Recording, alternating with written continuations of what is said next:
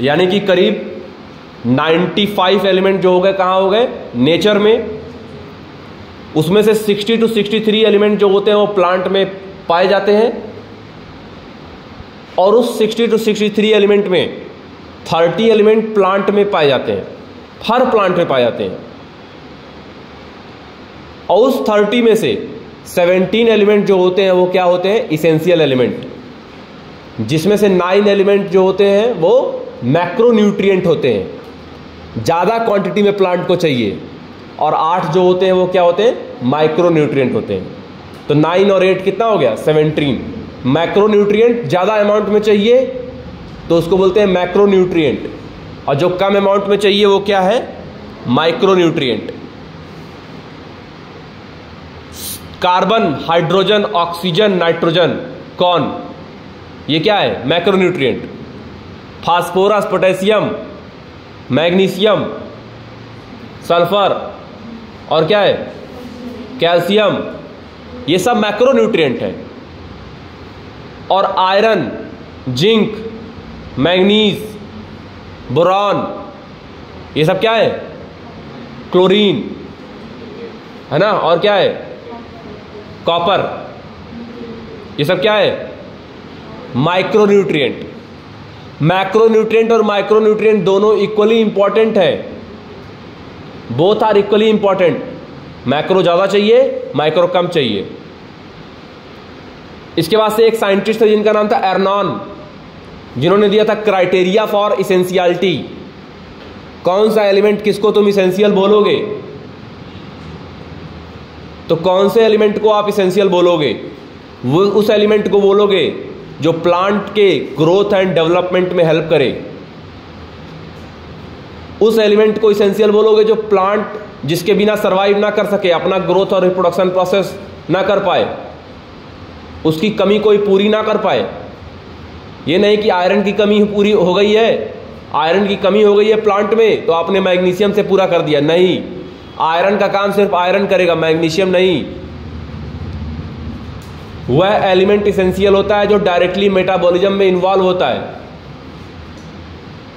Macro और micro, ये क्या है, क्राइटेरिया फॉर इसेंशियलिटी।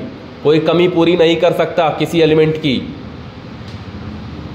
एलिमेंट वही होगा जो डायरेक्टली ग्रोथ और रिप्रोडक्शन में इन्वॉल्व होगा, एलिमेंट वही होगा जो डायरेक्टली मेटाबॉलिज्म में इन्वॉल्व होगा। तो ये सब क्या है, क्राइटेरिया फॉर इसेंशियलिटी। अगर हम लोग मैक्रोन्यूट्रिएंट की बात करते हैं, किसी भी न्यूट्रिएंट की बात करते हैं, तो इसका कई सारा रोल होता है। They behave as a metal ion. आपको पता है कि एंजाइम में क्या होता है,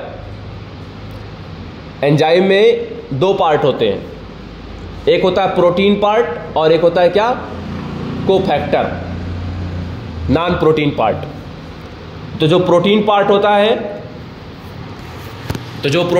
होता है वो क्या है, एपो एंजाइम, और जो नॉन प्रोटीनेशियस पार्ट है उसको हम लोग क्या बोलते हैं, कोफैक्टर। कोफैक्टर में 3 चीजें आती हैं, एक प्रोस्थेटिक ग्रुप, दूसरा कोएंजाइम, और तीसरा मेटल आयन। ये 3 चीजें भी होती हैं, यानी कि किसी भी एंजाइम की एक्टिविटी इन तीनों के बिना नहीं हो सकती। तो खास करके ये जो एलिमेंट होते हैं वो एंजाइमेटिक एक्टिविटी में भी, उसको एंजाइम के एक्टिवेशन में भी हेल्प करते हैं। एंजाइम, ये एलिमेंट नहीं रहेंगे तो एंजाइम एक्टिवेट नहीं होगा। जैसे मैग्नीशियम रुबिस्को एंजाइम को एक्टिवेट करता है, पेप्को को करता है, हेक्सोकाइनेज को करता है, डीएनए पॉलीमरेज को करता है, आरएनए पॉलीमरेज को करता है। और आपने वहां पढ़ोगे पायरुवेट डिहाइड्रोजिनेज, इन सभी एंजाइम के काम करने में मैग्नीशियम का रोल देखने को मिलेगा। इसी तरह से जिंक है, अल्कोहल डिहाइड्रोजिनेज को एक्टिवेट करता है ना। और कौन सा एंजाइम, कौन सा जिंक करता है, कार्बोक्सी अल्कोहल डिहाइड्रोजिनेज। और आयरन किसको करता है, कैटालेज, इनोलेज, परऑक्सीडेज, इन सबको एक्टिवेट करता है। फंक्शन आप देखोगे तो पॉलन जर्मिनेशन में कौन, बोरॉन। नाइट्रोजन हर एक जेनेटिक मटेरियल का पार्ट है। नाइट्रोजन बेस तो होगा ना जेनेटिक मटेरियल में, तो हर जगह नाइट्रोजन बेस है। एनर्जी कंपोनेंट में फास्फोरस है, एडिनोसिन ट्राइफॉस्फेट, और एडिनोसिन ट्राइफॉस्फेट में क्या होता है, 2 हाई एनर्जी बॉन्ड होते हैं। इसी तरीके से जिंक हेल्प करता है ऑक्सीजन के फॉर्मेशन में। मॉलिब्डेनम जो होता है वो एंजाइम में मौजूद होता है, नाइट्रोजिनेस एंजाइम और नाइट्रेट रिडक्टेज, इन दोनों जो एंजाइम को फंक्शनिंग में हेल्प करता है मॉलिब्डेनम। और नाइट्रोजिनेस एंजाइम जो कि बायोलॉजिकल नाइट्रोजन फिक्सेशन में हेल्प करता है वो होता है MOFP protein, iron molybdenum protein, nitrogenous. Potassium जो होता है वो opening and closing of stomata में हेल्प करता है। आयरन और कॉपर रिवर्सिबली ऑक्सीडाइज होंगे, आयरन और रिवर्सिबली क्या होंगे, ऑक्सीडाइज होते हैं। फेरिक आयन और फेरस आयन आयरन एंजाइम के एक्टिवेशन में हेल्प करता है।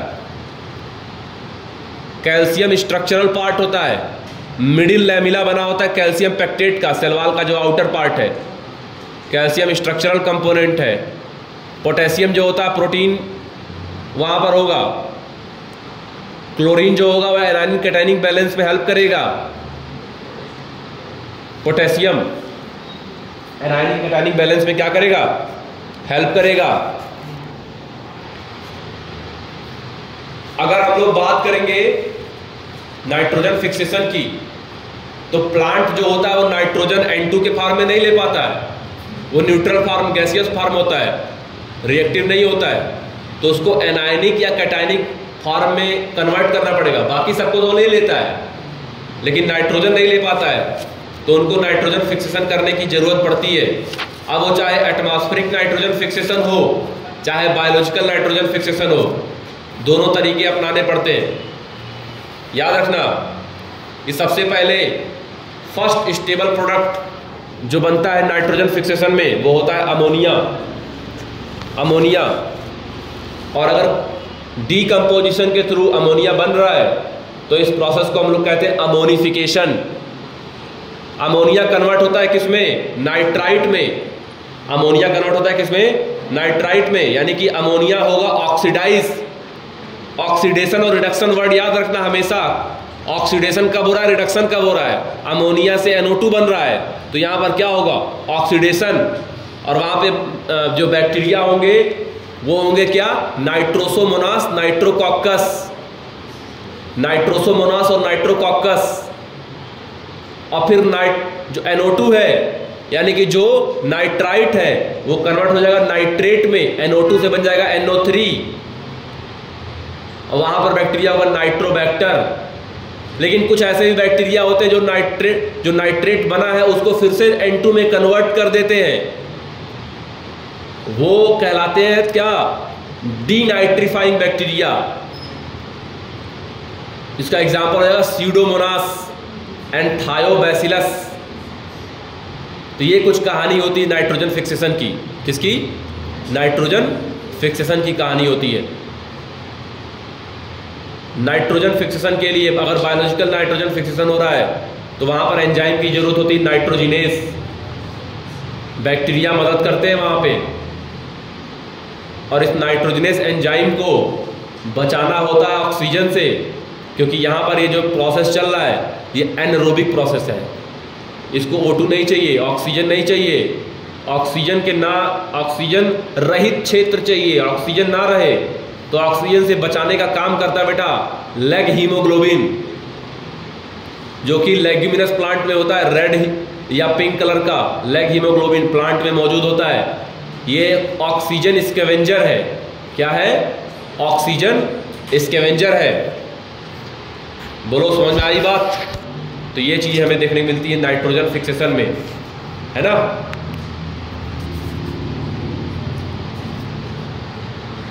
एक नाइट्रोजन जब अमोनिया में कन्वर्ट होता है तो 2 अमोनिया बनते हैं, यानी कि एक N2 मॉलिक्यूल से 2 मॉलिक्यूल ऑफ क्या बनते हैं, अमोनिया बनते हैं। और एक नाइट्रोजन को फिक्स करने के लिए 16 ATP चाहिए होता है। एक नाइट्रोजन फिक्स करते हो तो 2 अमोनिया बनता है। ये बात हमेशा याद रहे कि नाइट्रोजनेस एंजाइम जो होता है it is highly sensitive to the molecular oxygen, है ना, क्योंकि इसको बेटा एनरोबिक कंडीशन चाहिए और वो प्रोवाइड करता है कौन, लैग हीमोग्लोबिन, वो ऑक्सीजन का स्कैवेंजर होता है। इसीलिए ऑक्सीजन अगर प्रेजेंट रहेगा उस एरिया में तो वहाँ पर ये नाइट्रोजन फिक्सेशन नहीं हो पाएगा। तो एंजाइम का नाम क्या है, नाइट्रोजिनेस, है ना, क्या है, नाइट्रोजिनेस। क्लियर है बात। बायोलॉजिकल नाइट्रोजन फिक्सेशन को बेटा एक और नाम देते हैं हम लोग, डाईएजोट्रॉफी। क्या बोलते हैं, डाईएजोट्रॉफी। और जो नाइट्रोजन फिक्सर होते हैं, जो नाइट्रोजन को फिक्स करते हैं, उनको बोलते हैं डाईएजोट्रॉप्स, है ना, क्या बोलते हैं, डाईएजोट्रॉप्स। याद रखना, बैक्टीरिया या फंजाई जो भी अगर नाइट्रोजन फिक्सेशन कर रहा है, अगर लेग्यूमिनस प्लांट में कर रहा है तो उसका एग्जांपल आप जानते हो जैसे राइजोबियम, लेकिन कुछ नॉन लेग्यूमिनस प्लांट में भी करते हैं जैसे एलनस, है ना, क्या है, एलनस। तो एलनस में जो बैक्टीरिया होता है वो कौन होता है, फ्रैंकिया। क्या होता है, फ्रैंकिया, ये होता है। इसके अलावा याद रखना बेटा, अगर नाइट्रोजन कंटेंट की बात करें तो सबसे ज़्यादा जो नाइट्रोजन होता है वो होता है यूराइड्स में, फिर होता है एमाइड में, और सबसे कम होता है अमीनो एसिड में। इन तीनों फार्म में अगर हम लोग बात करें, क्लियर है।